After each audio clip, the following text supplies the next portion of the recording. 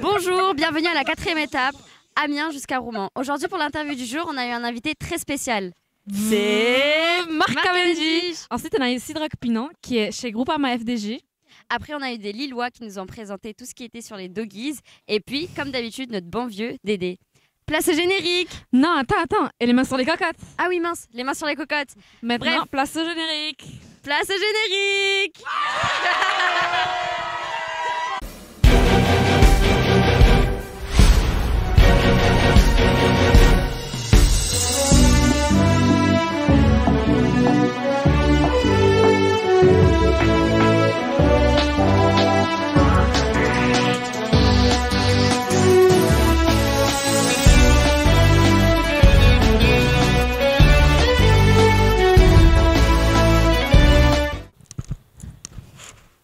Oh là là. D'ailleurs, Randa, je sais pas si je te l'ai dit, mais j'ai plus envie de faire de l'athlétisme. Genre, j'aimerais trop faire soit du cyclisme, soit du basket. Ah, mais ça me fait penser à quelqu'un, ça. Et qui? Cédric Pinan. Pourquoi? Lui, il était cycliste chez FDJ, et là, il travaille plus en tant que cycliste, mais il travaille quand même chez FDJ. Ah, viens, on va l'interviewer. Il y a Nounours qui vient de l'interviewer. Vas-y, viens. Bonjour. Bonjour. Comment allez-vous? Ça va bien et vous? Ça va. En tant qu'ancien coureur, quel regard portez-vous aujourd'hui sur votre nouveau rôle au sein de l'équipe FDJ? Alors moi mon rôle au sein de l'équipe Groupama FDJ, c'est de m'occuper des hospitalités et de la relation publique qu'on a avec nos partenaires. C'est-à-dire qu'on accueille des invités au village départ, comme aujourd'hui, et on leur présente un petit peu, moi je leur présente du matériel, notamment ce qu'utilisent les coureurs sur une étape, le vêtement, le casque, la diététique aussi. Donc c'est toujours intéressant d'échanger avec nos partenaires qui sont fidèles à l'équipe. Quel est votre objectif lorsque vous accueillez les invités de l'équipe sur le village départ?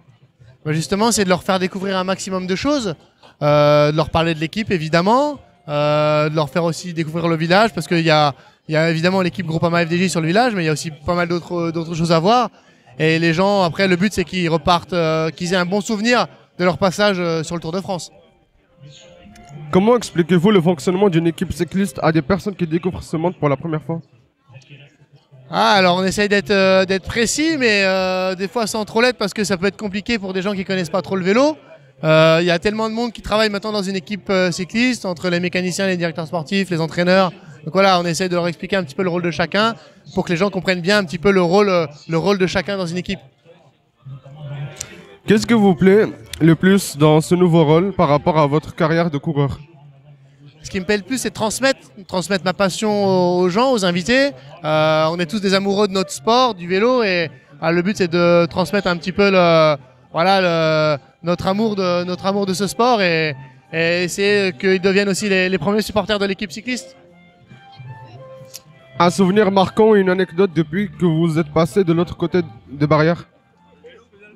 Un souvenir, je n'ai pas comme ça qui viennent en tête. Après, les souvenirs, c'est quand on est sur le Tour de France, parce que voilà, on rencontre énormément de monde. On peut rencontrer des fois des gens connus, donc et de leur parler, de leur faire transmettre justement cette passion du vélo, c'est un plaisir. Et voilà, moi, ce qui me donne envie de continuer à faire ça, c'est de voir le bonheur des gens à chaque fois quand on parle de vélo, quoi. Merci. Merci à vous, bonne journée. Dis-moi, Randa, est-ce que tu connais le sprinter qui a eu le plus de victoires sur le Tour et qui a gagné le plus de maillots verts? Bah oui, c'est Eddy Merckx. Non, t'as pas trouvé. Il a été chez Astana? Oui. Marc Cavendish? Oui. Et on le retrouve tout de suite avec moi qui l'interview. Bonjour. Bonjour, comment ça va? Ça va, merci, et toi? I'm fine, thank you. Merci. Do you Est-ce que tu remember te your souviens very de ton tout first premier Tour de France? Tour de What France? was it Comment like for c'était you? pour toi? C'était C'était merveilleux. Ça a commencé à Londres et je viens du Royaume-Uni. Et c'était la plus grande étape que je n'ai jamais connue. Surtout que quand le Tour de France commence chez toi, c'est toujours incroyable. Mais surtout d'être tout simplement dans le Tour. Ça a changé ma vie en tant que cycliste. Tu as marqué l'histoire du Tour. Y a-t-il un moment ou une étape qui t'a le plus touché? La dernière étape, pas celle que j'ai gagnée, mais la dernière étape que j'ai courue l'année dernière à Nice. Je n'ai pas eu le temps de stresser parce que je ne pouvais pas, vu que c'était la dernière étape du Tour de France. Donc pour moi, c'était le meilleur souvenir du Tour de France. What does a sprinter think about in the final meters of the sprint? Il calcule juste n'importe quelle merveille. Et si quelqu'un vient à côté, par exemple, si vous allez être plus rapide, Et bien sûr, franchir la ligne d'arrivée rapidement. Tu comprends? And enfin, finally, quel which rider coureur t'a inspired you when inspiré you were lorsque young? t'étais jeune? Did you Avais-tu have a un role modèle à model? suivre?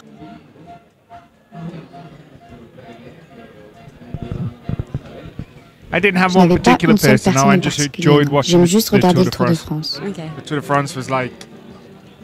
I remember, I think the Je me first time souviens I de la saw première it, fois que j'ai vu Chris Chris Boardman. Boardman, he won Il a the gagné le prologue prologue when the Tour de et le France Tour de was in France était en Ireland, Irlande.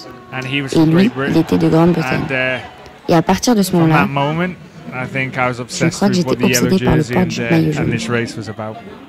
Thank you very much. Thank you very much. Thank Nice you. questions. Ça te fait penser à quoi cette couleur, Amina? Ça me fait penser à la vague rouge qu'on voit dans les tribunes du LOSC. Ah, mais ça tombe bien. On a rencontré les jeunes supporters du LOSC, les Doggies. Ça va, Tizotte? Ça va bien, merci. Quelles sont les valeurs des Doggies? Alors, la solidarité, le partage et le non-jugement. Le respect, l'amitié et la convivialité, excusez-moi. Depuis quand connais-tu ou fais partie des Doggies? Je connais les Doggies depuis longtemps et j'en fais partie depuis 2002. Alors, les Doggies, ça fait, j'aurais dit 20 ans, au moins. Ouais, une vingtaine d'années. Quelle est selon toi la valeur la plus importante portée par les Doggies? La solidarité. Le respect des adversaires et le respect de l'arbitre. Amina, t'as peur des mascottes, toi? Non, j'ai pas peur des mascottes, mais j'ai peur des géants dans ce genre-là qu'on voit sur le bord de la route. Mais non, mais t'inquiète bien, on va voir Dédé et il va tout te rassurer. Vas-y. Bonjour Dédé, ça va? Ouais, très bien, et toi? Ça va, merci. Bon Dédé, est-ce que tu peux nous expliquer c'est quoi tous ces géants qu'on voit au bord des routes dans les villages du Nord? Oui. Alors les géants, tu les as vus comme moi. Ce sont ces grandes statues, c'est des grandes marionnettes, des grands personnages qui sont parfois sur des chars à roulettes. Et donc tout ça, c'est historique, ça a une histoire puisque ça date de 1530, les premiers. C'est à la fois dans les Hauts-de-France, dans le nord de la France donc, et également en Belgique que les premiers sont apparus. C'était des figures qui reprenaient des personnages de la mythologie grecque et romaine. Puis après, progressivement, ils se sont installés dans les villes, dans les villages surtout. Et puis, ils ont défilé en même temps que les défilés religieux. Alors, à ce moment-là, l'Église n'a pas aimé parce que mélanger le païen, c'est-à-dire des choses qui ne sont pas du tout religieuses, comme ces personnages-là, issus des Grecs et des Romains, avec des représentations sacrées du christianisme, c'était pas terrible. Donc l'Église a voulu les interdire. Ils sont quand même restés, mais ils ont défilé de façon autonome, pas en même temps que les défilés religieux. Puis ensuite, pendant la Révolution, les révolutionnaires ont voulu également les supprimer parce que les géants, ça représente des choses qui dataient de l'Ancien Régime, du régime de la royauté, et évidemment, la Révolution voulait tirer un trait sur tout ça. Et bien, les géants sont restés. Ils ont continué à vivre, à survivre, à se développer. Et aujourd'hui, ils représentent, ils représentent les villages dans lesquels ils sont. On les promène, on les fait défiler au moment du carnaval, au moment de fêtes de village. Et donc, c'est pour ça qu'on les voit. Et il y en a aujourd'hui, aux environs, il y en a plus de 500, 550, 560 dans l'ensemble de ces régions du Nord. Et évidemment, ça participe au folklore. Et pour ceux qui ont l'habitude des routes des courses, on les voit bien sûr quand on passe dans le Nord et dans le Pas-de-Calais. On les voit aussi à chaque fois qu'on traverse sur d'autres courses, comme par exemple Paris-Roubaix. Ils sont là aussi au bord des routes pavées. Et ça fait partie d'un folklore qu'on aime retrouver à chaque fois. C'est l'une des spécificités du Nord. Évidemment, au Nord, il n'y a pas que les corons. Merci beaucoup Dédé. Merci à toi. Alors Dédé, il t'a rassuré? Ben non, j'ai pas vu de géant sur la route aujourd'hui. Ben normal, on est en Normandie. Mais si tu veux, je peux te montrer sur les images du jour.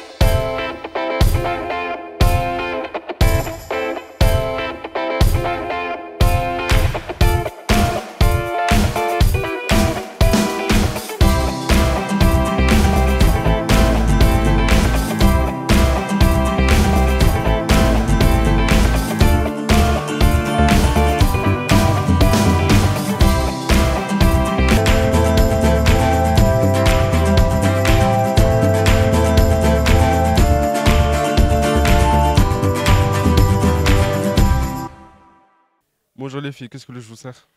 Alors moi je sais pas du tout. Et toi Mina, tu veux quoi? Je sais pas, j'ai pas d'idée. Alors je vous conseille la magnifique tarte fine au maroilles que j'ai préparée avec Amira. Bonjour. Bienvenue sur cette 4e émission de notre Tour de France. Bonjour à tous, nous sommes ravis de vous revoir pour cette nouvelle étape. Aujourd'hui, nous sommes au nord de la France, à Amiens exactement, pour le départ de cette étape. Aujourd'hui, nous allons faire une tarte fine à la poire au maroilles. Attends, des poires et du fromage? Eh ben oui, on est bien dans le nord. Hâte de goûter ça.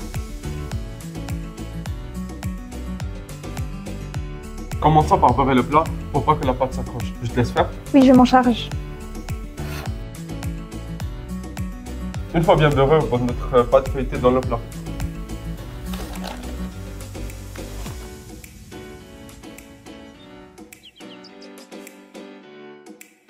Ensuite, pelez préalablement vos poires et coupez-les en lamelles. Ajoutez un peu de citron sur vos poires pour pas qu'elles noircissent et laissez-les de côté. On passe au fromage. Le fameux maroilles du Nord, il est plus fort à l'odeur qu'au goût. On va couper toute la croûte du fromage pour garder seulement le cœur crémeux. Ça sent fort le Nord. Ensuite, couper des tranches de fromage, on viendra les intercaler avec les poires.